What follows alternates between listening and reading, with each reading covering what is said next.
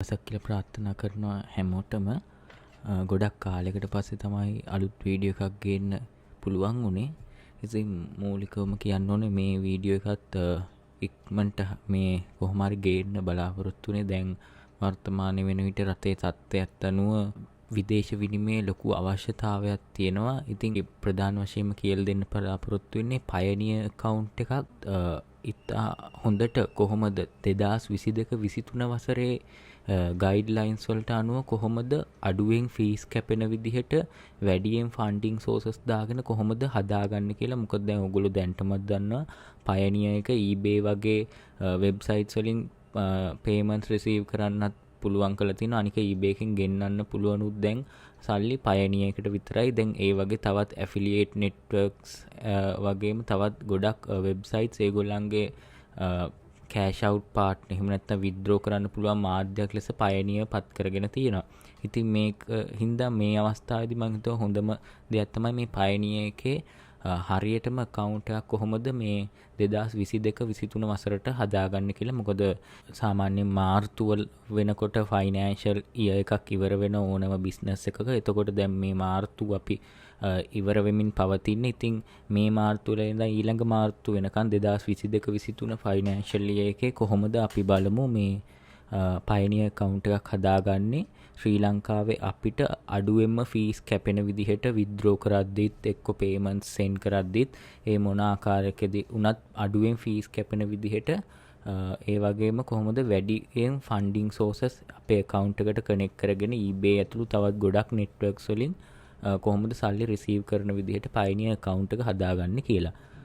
ඉතින් ඕගොල්ලන්ට පේනවා මේ මම පල්ලෙහාන් දාලා තියෙනවා මගේ affiliate link එක. ඒකෙන් ඕගොල්ලන් ගියාම ඕගොල්ලන්ට මේ වගේ වෙබ් පිටුවකට අවතීර්ණ වෙන්න පුළුවන්.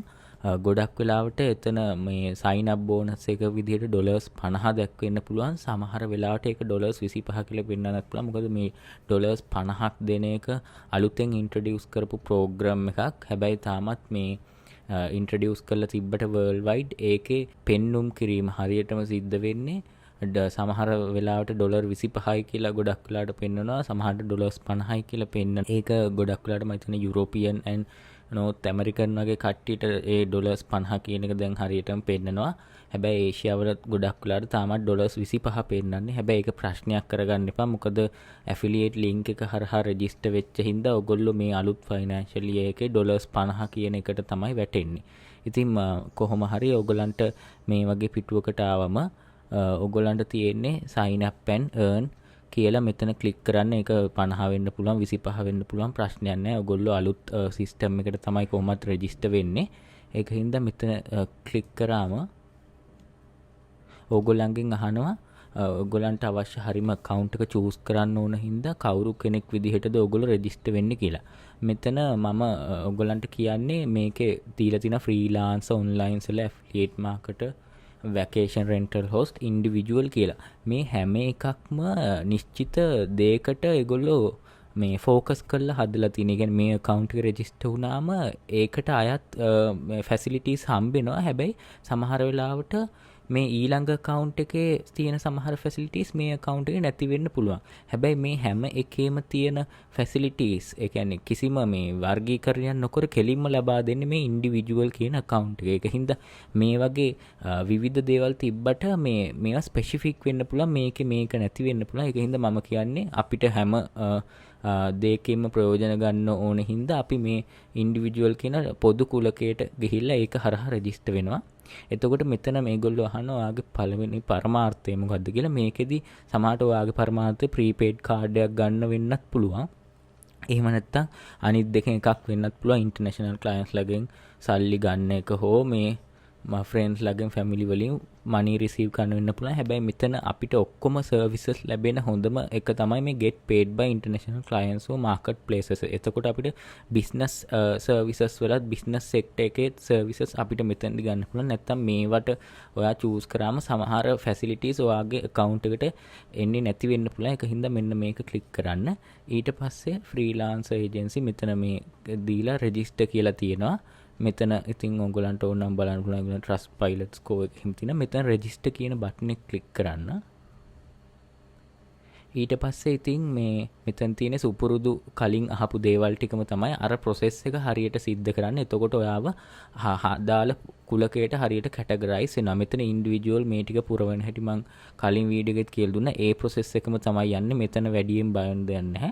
මේක සාමාන්‍ය පරිදි පුරවගෙන ගියාම ඔයාට sign up form එක ඉවර වෙලා මේ වගේ account එකකට ඔයාට login වෙන්න පුළුවන්. මෙතන sign up වෙන්න පුළුවන්. first name last name e-money අර මගේ channel එකට සම්බන්ධ ඒවා ටික ගහනවා. ඉතින් ඔයගොල්ලන්ගේ ඇත්ත නමයි මේ last name එකයි එහෙම දෙන්න පුළුවන්.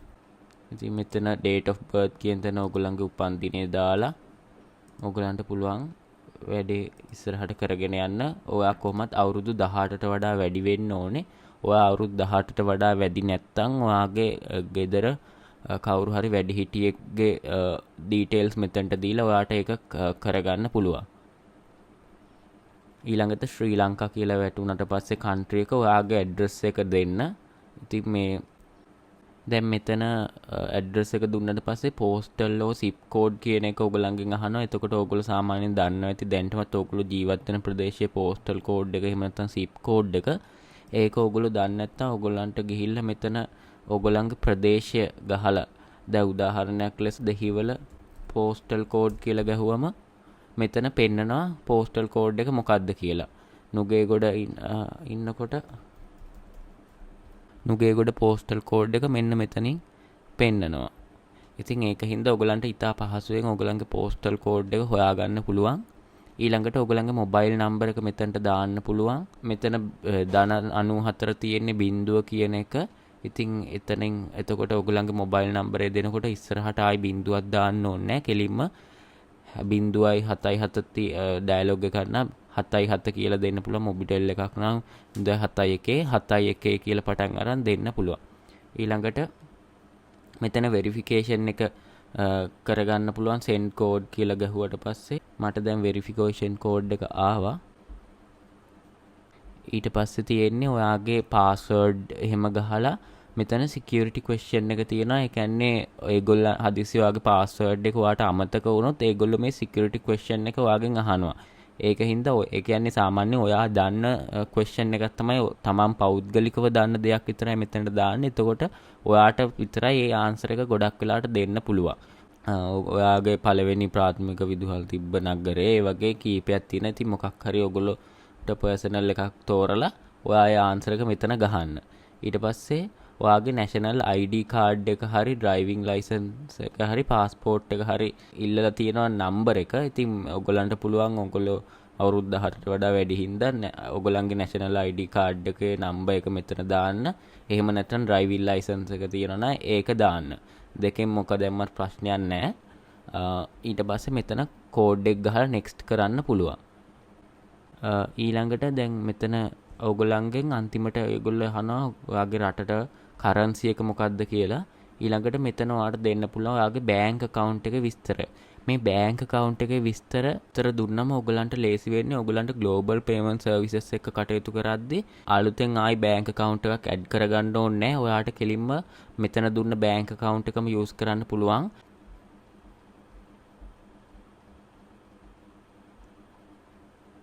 දැන් මෙතන මම Nations Trust Bank එක දාගෙන තියෙන්නේ. ඔයගොල්ලෝ කලිනුත් දකින්න ඇති. ඉතින් මෙතන ඔයගලන්ට මේ branch code එක කියන්නේ විනුමක් ආරම්භ කරේ කොහෙද කියලා අන්න ඒ branch එකේ code එක තමයි ඒගොල්ලෝ ඉල්ලන්නේ. ඒ කියන්නේ දැන් ඔයා නුගේගොඩ branch එකේ open කරා නම් නුගේගොඩ branch code එක තමයි ඉල්ලන්නේ. ගහුවම ඔයාට මෙතන නුගේගොඩ branch code එක හොයාගන්න පුළුවන්.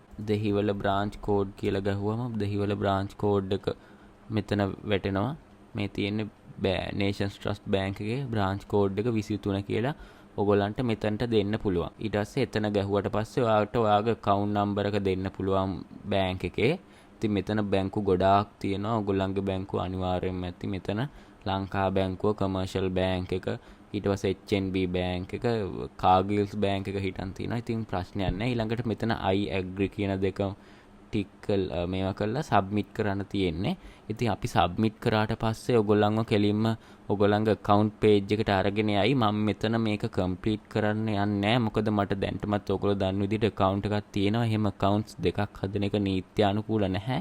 ඒක හින්දා අපි දැන් ඊළඟට මෙතන submit කරාට පස්සේ අපි join වෙමු අපේ account page. හරි. මම දැන් කිව්වා ඔයගොල්ලන්ට මේ අලුත් ෆයිනෑන්ෂල් ඉයර් එකට කොහොමද පයනියර් කට්ටියගේ ෆීස් එහෙම වෙනස් වෙලා තියෙන්නේ කියලා. අපිට ඕන නම් මෙතන ඒගොල්ලන්ගේ ෆීස් කියන පේජ් එකට ගිහිල්ලත් බලන්න පුළුවන්. නැත්තම් මම මේ ඔක්කොම ගිය පාර වගේම ඒකේ වෙනස් වෙලා තියෙනවා ඒ වෙනස්කමුත් ඇතුළත් කරලා ඔයගොල්ලන්ට වෙනම සිංහලෙන් වෙනම chart එකක පෙන්නනවා. මම මෙතන දැන්ට ඔයගොල්ලන්ට roughly summary එකක් විදිහට පෙන්නගෙන යන්නම් මේක කොහොමද තියෙන්නේ කියලා. ඔයගොල්ලෝ සල්ලි receive කරනකොට ඔයාට කොහොමද pioneer account customer කෙනෙක් ගෙන්න ඔයාට මේ ඔක්කොම free හම්බෙන්නේ. වෙන ක්ලයන්ට් කෙනෙක් ගෙන්න, ඒ කියන්නේ එයා පයිනියර් කස්ටමර් කෙනෙක් නෙමෙයි නම් එයා ක්‍රෙඩිට් කාඩ්ස් හරි බැංක් ට්‍රාන්ස්ෆර්ස් නැත්නම් ස්විෆ්ට් ඩිපොසිට්ස් හරි බැංක් වයර්ස් වලින් හරි කරනවා නම් මෙන්න මේ වගේ පර්සන්ටේජ් එකක් ඒගොල්ලෝ කපනවා ඔයගොල්ලන්ට පේමන්ට් එක රිසීව් වෙනකොට. මාකට් ප්ලේසස් වල, ඒ කියන්නේ eBay, Amazon affiliates වගේ තව Fiverr, Upwork තව ගොඩක් ඒවා තියෙනවා. ඒවා වලින් ඔයාට එනවා නම් ඒක ඇත්තටම මේ පයනියර් එකෙන් කපනවටත් වඩා ඒක පයනියර් එකත් ඒ මාකට් ප්ලේස් එකත් අතර තියෙන ට්‍රීටි එකක්. එහෙම නැත්නම් ගිවිසුමක් අනුව තමයි සිද්ධ වෙන්නේ. එතකොට ඒ කැපෙන පර්සන්ටේජ් එක වේරි වෙන්න පුළුවන්. හැබැයි මෙතන කියලා තියෙනවා මේ වෙබ්සයිට් එක බලන්න කියලා කොච්චර කපනවද කියලා. හැබැයි ඒකත් 105කට වඩා ඒගොල්ලෝ සාමාන්‍යයෙන් කපන්නේ නැහැ. රිසීවිං accounts මං කලින් කියලා දුන්නා මේ රිසීවිං accounts කොහොමද හදාගන්නේ. ඔයාට බැංකු ගිණුමක් US වල, ග්‍රේට් බ්‍රිටන් වල, UK වල, ඒ වගේම යුරෝපියන් යූනියන් එකේ රටක, ඒ වගේම ජපානයේ, ඕස්ට්‍රේලියාව, කැනඩා වගේ ඕනම රටක ඔයාට කොහොමද ඔයා වෙනුවෙන් සල්ලි රිසීව් කරන්න පුළුවන් බැංක් account එකක් හදන්න කියලා මං කලින් කියලා දුන්නා. ඉතින් ඒ බැංක් accounts වලට ඔයාට සල්ලි ගෙන්න ගන්න පුළුවන්. කලිනුත් වගේ මේ US ඩොලර්ස් වලට විතරයි 0.174 ප්‍රමාණයක් කපන්නේ. අනිත් ඔක්කොම ෆ්‍රී ඔයාට සල්ලි ගෙන්න ගන්න පුළුවන්. withdraw කරනකොට ඔයාට මෙතන පෙන්නලා දීලා තියෙනවා ඒගොල්ලෝ මෙතන withdraw in local currency from a pioneer balance of a different currency. ඒ කියන්නේ ඔයා US ඩොලර්ස් ඔයාගේ pioneer currency එක තියෙනවා නම් ඔයා European bank account එකකට, එතකොට මේක සිද්ධ වෙන්නේ ඔයා European currency එකකට තමයි මේ හරවන්නේ වගේ US ඩොලර්ස්. එතකොට 102ක් වගේ වෙනකන් transaction fee එකක් ඕගලන්ට මේ ඇති වෙන්න ඒගොල්ලෝ සටහන් කරනවා. withdraws in local currency from a pioneer balance of the same currency. ඒ කියන්නේ US dollars වලට convert කරන US bank එකකදී. එතකොට මේ fee එක ඇවිල්ලා මෙන්න මෙහෙම තමයි. දැන් ඒක US වලට විතර නෙමෙයි. උදාහරණයකට ඔයාට euro balance එකක් තියෙනවා. ඒක euro European Union එකේ තියෙන රටක බැංකු ගිණුමකට ඔයා withdraw කරනවා යූරෝ වලින්ම. එතකොටත් 1.5 කැපෙන්නේ. ඒකම තමයි මේ ග්‍රේට් බ්‍රිටන් පවුන්ඩ්ස් වලටත් කියලා තියෙන්නේ. මෙතන වෙනස් කරන්සි එකකට කන්වර්ෂන් එකක් සිද්ධ වෙන නිසා මෙතන 2% වෙනකන් transaction fee එකක් කපනවා. මෙතන percentage එකක් නෙමෙයි fixed amount එක. මෙතන non local currency withdrawals in non local currency මේකේ කියන්නේ ඔයාට US dollars pioneer balance එකක් තියෙනවා. ඔයා බැංකු ගිණුමේ තියෙන්නේ US dollar account එකක්. අපේ අර dollar accounts එහෙම කියලා ලංකාවෙත් තියෙන්නේ US dollar balance එක තියෙනවා pioneer account එක. ඊට පස්සේ ඔයාගේ bank account එක dollar account එකක්. හැබැයි බැංකුව පිහිටලා තියෙන්නේ ඇමරිකාවේ නෙමෙයි. එක්ක European Union එකේ, Hong Kong, ශ්‍රී ලංකාවේ වෙන්නත් පුළුවන්. එතකොට ඒගොල්ලෝ ආයෙත් up to 2% වෙනකන් transaction amount එකක් charge කරනවා. for withdrawals with no currency conversion minimum fee may be applied. ඒ කියන්නේ දැන් මෙතන currency conversion එකක් වෙන්නේ නැහැනේ. මෙතන cross border fee එකක් වගේ එකක් තමයි apply වෙනවා නම් apply වෙන්නේ. මොකද මේ US වල නෙමෙයිනේ තියෙන්නේ. US bank account එක European Union එකේ නේ, Hong Kong වල නැත්නම් අපේ රටේ හරි. එතකොට cross border fee එකක් තමයි apply වෙනවා නම් apply වෙන්නේ 2% වෙනකන් transaction එකෙන් කැපුවට ඒක මේ පළවෙනියෙන් කියලා තියෙන මෙන්න මේකට සාපේක්ෂව මේ ඉතා අඩුයි. මොකද මෙතන currency conversion එකකුත් සිද්ධ වෙනවා cross border fee එකට අමතරව. ඉතින් ඒක පොඩ්ඩක් මම පිළිබඳව පැහැදිලි කළ දුන්න තුන පැහැදිලි කියලා හිතනවා. වෙනස් තුනක් ඒ තුනේ වෙනස්කම් ඔයගලන්ට පැහැදිලි වුණා කියලා හිතෙනවා. දැන් කොහොමද ඔයගොල්ලෝ ලංකාවේ සාමාන්‍යයෙන් විත්ඩ්‍රෝ කරනකොට ඔයගොල්ලෝ බය වෙන්න දෙයක් නැහැ. ඔයගලන්ට මෙන්න මේ තුන්වෙනි කැටගරි එකට වගේ තමයි අපිව වැටෙන්නේ. මොකද අපේ බැංකු රිසීව් කරන්නේ US ඩොලර්ස් තමයි. මොකද අපේ කෙලිම මේ වෙන කරන්සියකට මොකද තියෙන්නේ පයනිය අය ගොඩක් වෙලාට LKR ඔෆර් කරන්නේ නැහැ. ඒක හින්දා අපේ අය කොහොමත් කැමතිත් US ඩොලර්ස් ලංකාවට ගෙන්න ගන්න හින්දා US ඩොලර්ස් වලට තමයි කෙලින්ම රිසීව් කරන්නේ. හැබැයි US වල බැංකුව තියෙන්නේ නැති හින්දා ශ්‍රී ලංකාවේ තියෙන හින්දා මෙන්න මේ තුන්වෙනි කැටගරි එකට තමයි අපේ withdrawals අයත් වෙන්නේ. අපිට මිනිමම් ෆී එකක් ඇප්ලයි වෙන්නේ. මොකද කරන්සි කන්වර්ෂන් එක සිද්ධ වෙන්නේ නැහැ. ලංකාවේ බැංකුවෙන් තමයි කරන්සි කන්වර්ෂන් එක සිද්ධ කරන්නේ. ඉතින් මෙතන ඒ ඔක්කොම අදාළ වෙන්නේ අර checking accounts via අර receiving accounts වලින් අරගෙන ඔයාගේ funds bank account එකට withdraw කරද්දි තමයි. හැබැයි ඔයාට පුළුවන් Pioneer master card එකනොත් ඔයාගේ withdraw කරගෙන ඔයාගේ card එකෙන් සල්ලි ගන්න.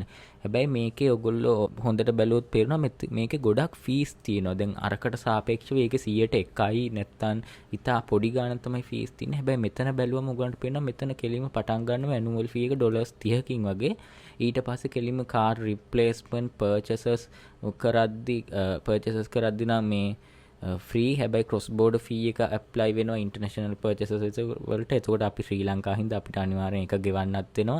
එතකොට කාඩ් රිප්ලේස් කරොත් කාඩ් එක මොකක් හරි අප්සෙට් එකක් ගියොත් ඒගොල්ලෝ අපෙන් charge කරනවා කාඩ් එක රිප්ලේස් කරන්න. ඊට පස්සේ ක්‍රොස් බෝඩර් ෆී එකේ percentage එක මෙතන තියෙනවා. ඊට පස්සේ ATM withdrawal එකකදී හැම පාරම ට්‍රාන්සැක්ෂන් එක ඩොලර්ස් 3 ගාන. ඉතින් 250න් වැඩි කරලා 3.15න් වැඩි කරලා තෝරන රුපියල් 750කටත් වඩා ගාණක් මේ වෙලාවේදී එක ට්‍රාන්සැක්ෂන් එකකට වියදම් කරනවා.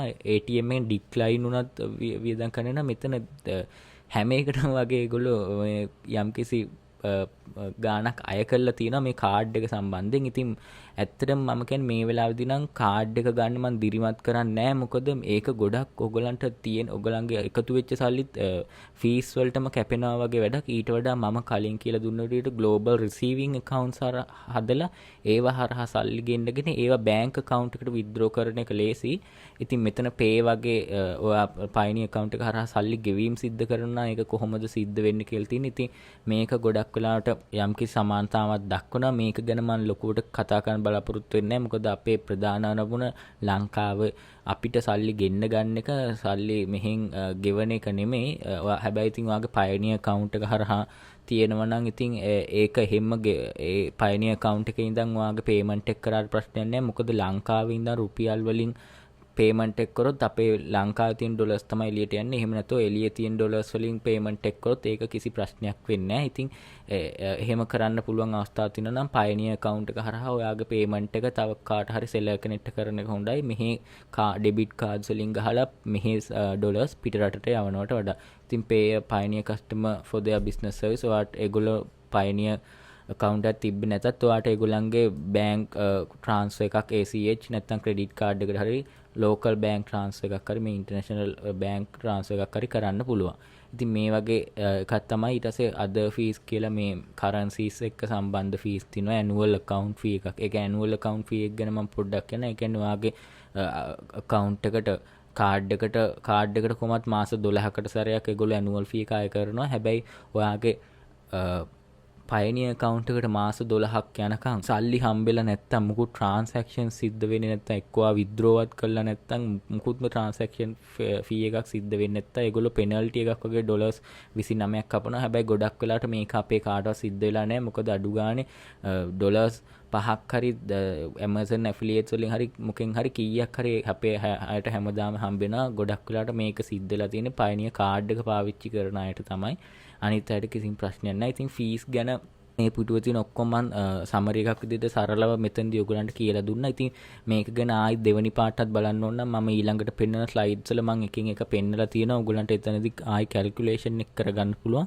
ඉතින් එහෙනම් මම කියලා දුන්න විදිහට දැන් ඔයගොල්ලෝ රෙජිස්ටර් වුණා. ඊට පස්සේ ෆීස් ගැන හොඳ අවබෝධයක් ඔයගලන්ට තියෙනවා. එතකොට ඔයගලන්ට පුළුවන් හරියටම ඔයගොල්ලන් උපයපු ඔක්කොම සල්ලි 99%ක්ම වගේ percentage එකක් ආයි වාගේ ලංකාවේ බැංකු ගිණුමටම ගෙන්න ගන්න නැතුව නැතුව මගදී ෆීස් වලටම කපා ගන්නේ නැතුව. පයනියර් කාඩ් එක හරහා විත්ඩ්‍රෝල් එකක් කරද්දී මොනවද ෆීස් කියලා මම මෙතන සමරයිස් කරලා තියෙනවා. ඊළඟට ග්ලෝබල් පේමන්ට් සර්විස් එක හරහා බැලුවොත් මෙන්න මේවා තමයි අපිට වෙන ෆීස් ගෙවන්න වෙන via receiving accounts. අපි receiving accounts හරහා receive කරනකොට මං කලින් වගේ 100% ඉඳලා 1 වෙනකන් ෆී එකක් ඒගොල්ලෝ කපනවා US ඩොලර්ස් වලින් ආවොත් බැංකු මේ පයනියර් ගිණුමට මෙන්න මේ කරන්සිස් වලින් ආවොත් සතයක්වත් කපන්නේ නැහැ.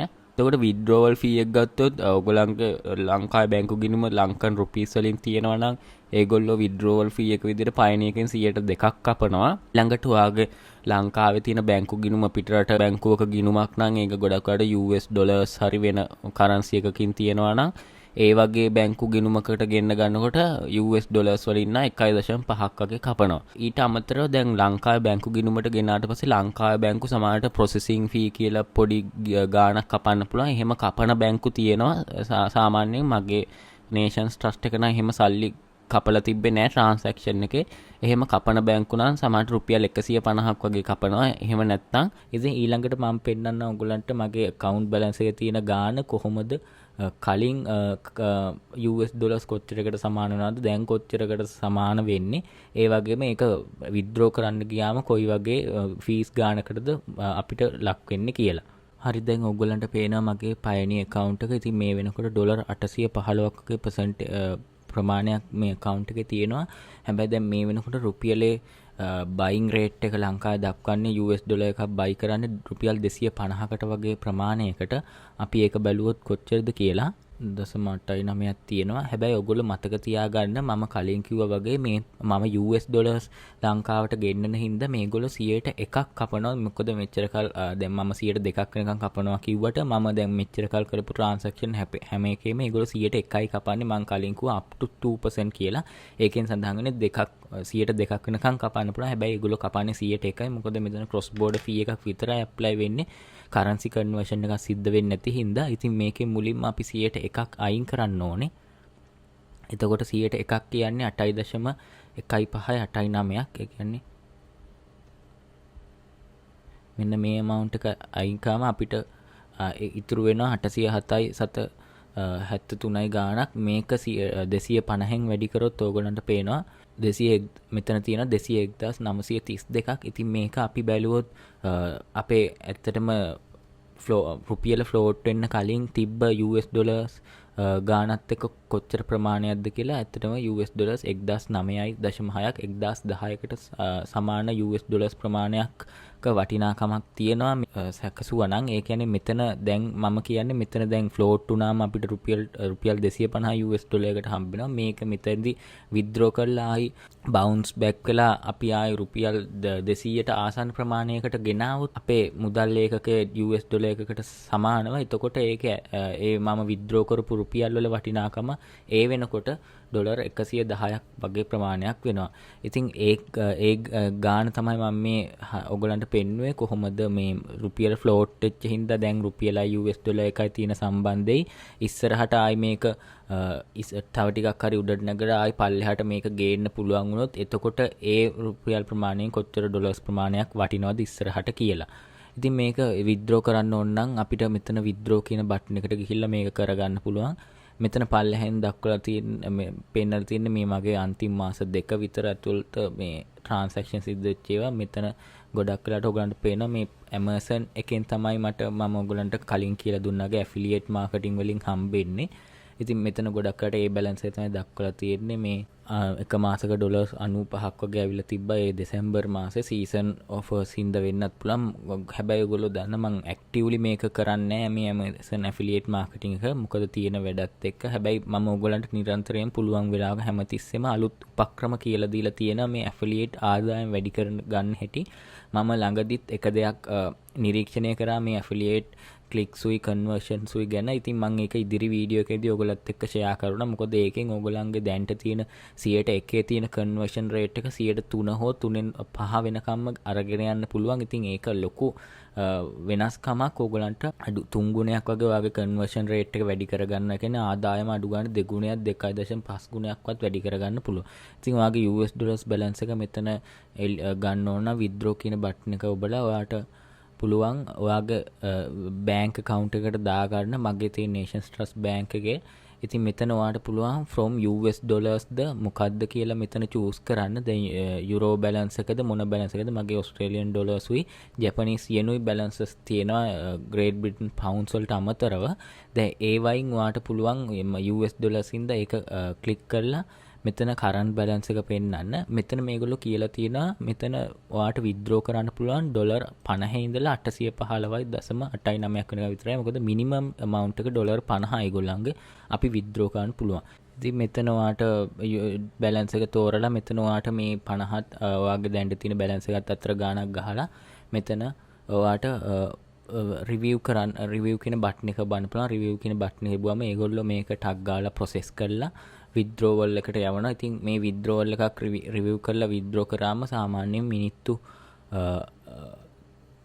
10කුත් සාමාන්‍යයෙන් business day එක ගණන් මිනිත්තු 10කුත් පැය දෙකකුත් වගේ කාලයක් ඇතුළත ඒක බැංක් account එකට ඇවිල්ලා ඔයාට SMS එක එනවා. මට නම් මෙච්චර කල් ඒ වගේ තමයි සිද්ධ වුනේ. ඒ කියන්නේ මිනිත්තු 15ක් විතර ඇතුළත අනිවාර්යෙන් බැංක් එකට ඇවිල්ලා ඔයාට SMS එක හම්බ වෙනවා. ඉතින් මම දැන්ට මේක withdraw කරන්න යන්නේ නැහැ.